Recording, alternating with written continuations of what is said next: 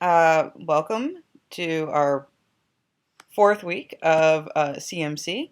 I'm back now in my home. I promise one of these days I'll get back in the office. I do want to warn you before I get started that I have, I think you saw a picture of her online. This is Ada. She'll be coming in as a student today. There's a chance that she might start barking. She does that a lot, and if so, I'll have to stop and resume this later. Um, but anyway, I actually anticipate this being short, and I know I say that all the time, but I think because this is sort of just reviewing a lot of the stuff that we've already talked about as far as social network sites go, and just adding on to it, we can get through this pretty quickly. I wanted to start off talking about the Thompson article, which hopefully was like a pleasurable, easy read for you. This is actually an article that I assigned for this class. I assigned it for my advanced social media class. When I taught a graduate seminar on mass personal communication, I also assigned it in that class because I just love it so much. When I first read that article in 2008, it really changed how I think about social media. Maybe not changed it so much as enhanced it. What I like about this concept of ambient awareness that they talk about is it's sort of like an intimate sense of knowing somebody from not so intimate details. And, they talk about, Thompson, but the people he interviews talk about the news feed a lot and this feature that everybody thought was kind of useless and invasive, right? The idea that we would be streaming live updates about where we're going or what we had for breakfast. But what this article is kind of making a point is that those little bits of information can coalesce into this much more sophisticated understanding of other people, an awareness of people they didn't have. One thing that I like to add, I haven't written this paper yet, but some of you, if you've ever taken an interpersonal comm class, might have learned about the social penetration model. It's about an onion and how getting to know somebody can be like peeling off the layers of an onion. And if you peel off just like the outside, if you go through the breadth and just small little things, you don't really get to the heart of somebody, but you get to know a lot about the person. Whereas if you get into really personal self-disclosures, you can go into the heart of the onion, get to know somebody on a very personal level. I think that what they're talking about with ambient awareness is how following somebody on Twitter who tweets regularly, not necessarily about their hopes and dreams and things like that, but maybe what they watched last night or who they're meeting for coffee later in the day. Those seemingly insignificant things, right, they can get us to that outside layer of the onion, that breadth, and form intimacy in the same way that we can form it ordinarily when we have lots of conversations with acquaintances. But again, it's sort of going back when we talk about issues like social capital and other positive things that can come out of social network sites. I think ambient awareness sort of hits on that really well. Another concept I mentioned I wanted you to know in the objectives was this idea of parasocial interaction or parasocial relationships. I admit this is something near and dear to my heart. It's kind of what I study when I'm doing my research and I'm not teaching. And I usually don't do it with social network sites, but the idea with a parasocial interaction, because think about it, it's not social, it's parasocial. So it's not quite normal socially, is that we can actually feel like we know somebody even if we've never met them before. And long before social media, this was relevant when, let's say, people would listen to a radio personality and they would feel like that radio personality is addressing them or talking to them on the radio. They know cognizantly that it's not a real interaction, but they still felt like it was social because our brains are hardwired to think that. Um, some people have parasocial relationships with people who they watch regularly. I don't have a lot of parasocial friends, if you will, but I kind of had a parasocial relationship with Oprah. I was watching her every day. I felt really sad when her show ended. Not necessarily for any other reason except that I felt like I might miss her in the same way that I would miss a regular friend who I was used to seeing, right? And I felt like I knew somehow. Well, if you noticed in that article, and I actually think it was Dana Boyd, who we're going to be reading a lot next week, but in that article, they mentioned the idea that this can happen through social network sites too. And maybe you have actually met the person, so it's not actually completely parasocial, but the para-ness of it, right? The para um, aspect of this interaction is that it's not fully social because it's not like you even have to interact with a person in order to get to know them. You can just get this steady stream of information from their newsfeed and come to feel some sort of sense of intimacy with them. So anyway, I think it's an awesome concept. And then the other two things, just to sort of highlight, you had two studies this week, and I gotta be honest. One of them I really hated, and I'm sorry about that. Sometimes this happens. I will read a study very briefly that it looks like it hits on all the things I want, and then when I dig in deeper, when I start reading it with you, I find out it's not as good as I thought it was, and I'm sorry for that. But the good news is even bad articles give us things to talk about. So the one that I really didn't like was the one about morning, uh, morning pages on Facebook.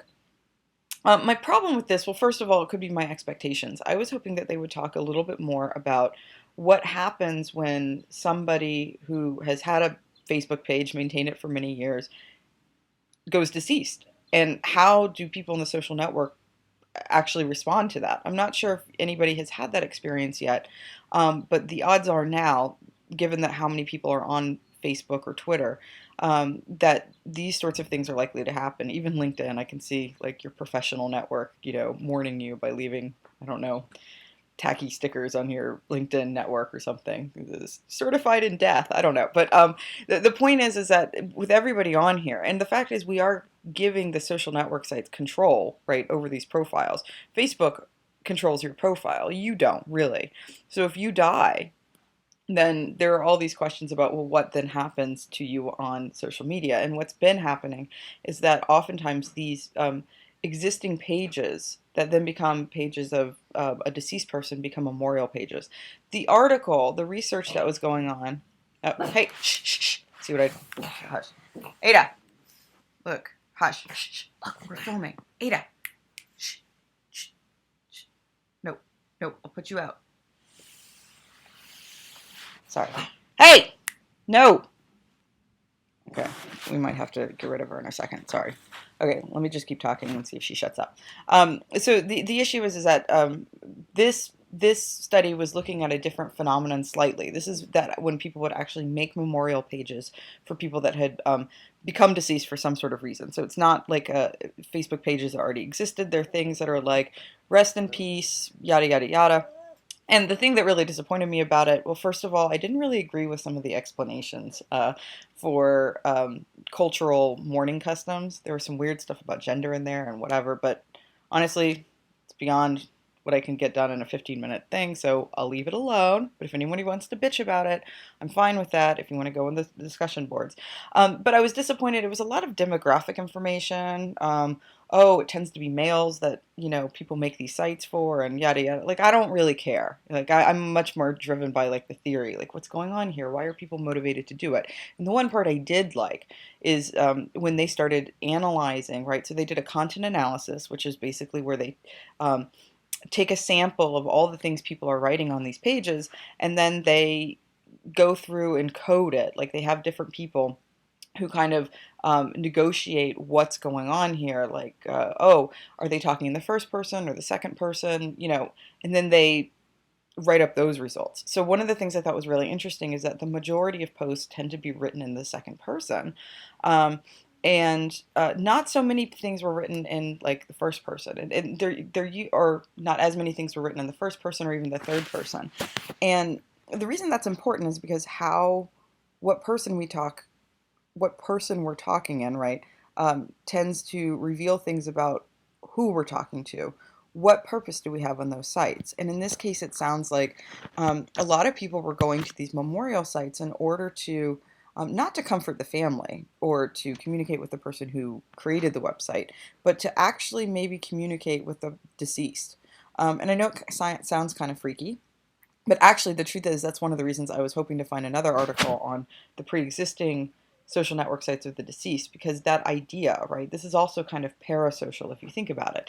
It's communication with somebody who it isn't necessarily reciprocal. It's feeling like somebody's there, or that you know somebody. And I think it's kind of neat that these social network sites can serve as that vehicle. In fact, I will, if I remember later, I'll try to, and if I don't, please remind me. I'll post on the eCampus page a more pop press article about this phenomenon and how people will actually send private messages to people on social network sites that have deceased. So it's not even public, right? I mean, these things were obviously public, so you could argue, well, even if they were talking to the deceased, they made it public. So maybe that really wasn't their intention at all. But I think it's much more interesting if people do these behaviors privately, because then it implies that they don't necessarily expect anybody to get the private message, right? That they might literally be using the social media as a way to feel like they're connecting with the deceased.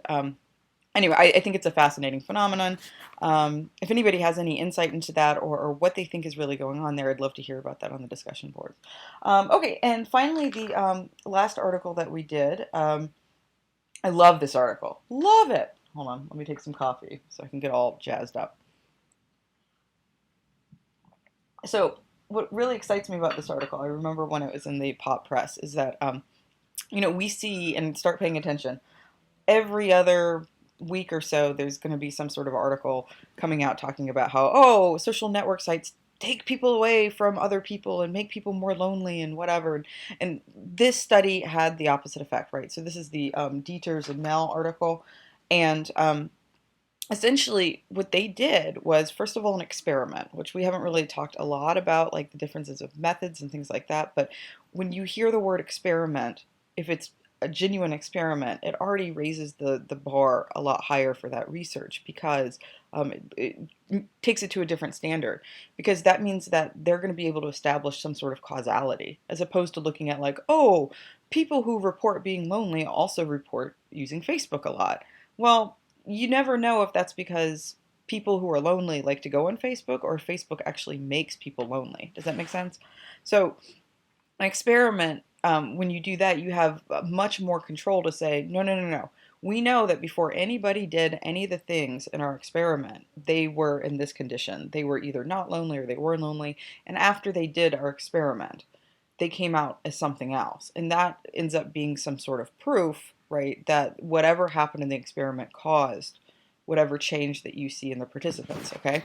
So this is an experiment that came out, and what they did was they asked people to increase the amount of status updates that they do each week on Facebook. Kind of simple if you think about it. And then you're like, well, how do they know if people did it? Well, they actually were able to check, because they had base rate information for how much these people were posting regularly. And then they could go back in and compare with how much they did over the week, right? So it's not like they went in and started manipulating people's Facebook page themselves or anything like that. They just asked people to change their behavior on social media. And in a nutshell, what did they find? They found that these people the people who were randomly assigned to post more on Facebook versus ones who weren't, ended up with reductions in loneliness. And that's pretty neat, because it suggests that just the act of posting can sort of make us feel a little more connected. Okay. Now, the really neat thing was that they found that that held even if people didn't respond back. So it really wasn't about posting something and then getting a response back. I would have thought that. But this suggests that just the act itself, possibly, and this is sort of what they conjecture, but we don't know the real reasons why, that possibly just posting has to remind you that you're part of this larger community. Every time you have to post something, right, impression management concerns, you have to think about how it's going to be perceived. That process might make people a little bit more aware of the social connections they already have, and make them feel less lonely. So again, I thought that was very cool for a lot of reasons. Again, it kind of, not to say that there aren't bad things that can happen due to social network sites, but this one kind of debunks some of the myths that it's always making people lonely. This is actually sort of a positive thing that it turns out can come from not just monitoring, but using it, right? Sharing things about yourself can actually affect your own sense of loneliness. So, okay, that's about it. As you can see in the back, there's a whoo, like there's some sort of storm coming. So I'm going to go before the dog starts barking again. One thing though, just in case I, again, forget to put things on eCampus, next week you're going to, you don't have any specific articles to read, which, you have book chapters, you don't have any empirical articles to read. You're going to be reading a lot of Dana Boyd. I want you to pay particular attention to the beginning of chapter 4, the end part less so, and then chapter 5. That's where the meat and potatoes are. So all of chapter 5 maybe like the first part of chapter 4, it starts getting into a lot of like specific stories that might be very interesting to you, but I'm less interested in the specific stories and more interested in the historical context she brings up. We're going to be talking about some dark sides of computer-mediated communication, cyberbullying, and sexual predators, like from To Catch a Predator. So anyway, I'm actually really excited about that. So, okay, well, looking forward to seeing any thoughts you have on the discussion board. That's it.